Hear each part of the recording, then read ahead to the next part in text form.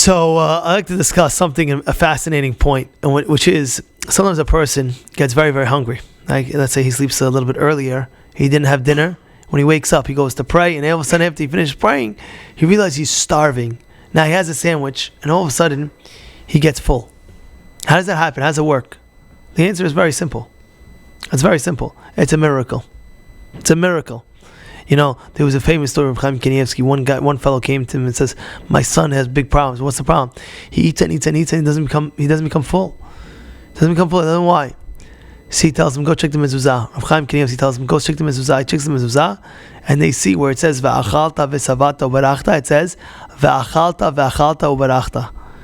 Eat and bless. Meaning to say, they didn't say "v'savata," because in essence, the beracha, to be satiated, even though it's a everyday thing, it really is a miracle in its own right. And it's the same thing with clothing. And it wouldn't make sense that you wear a jacket and you become warm. You wear a sweater and you become warm. Kadosh Baruch Hu is making miracles. But it's everyday thing. It's everyday thing. Just because it happens every day doesn't mean it's not a miracle. And that is the same lesson that we learn in Hanukkah. This is the most famous question that the Rabbi Yosef asks. Maybe hundreds of answers on this question.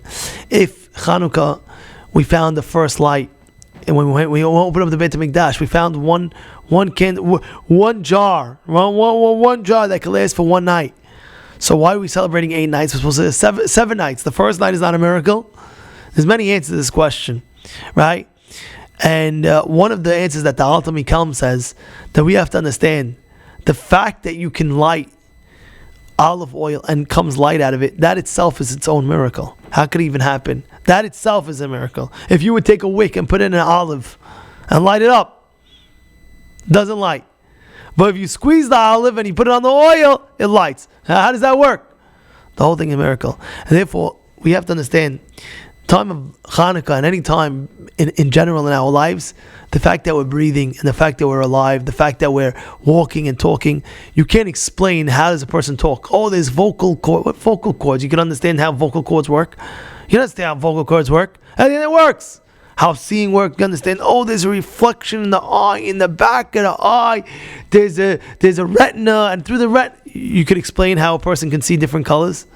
Oh no, there's different cones in the back, and this flips that. Everything is a miracle.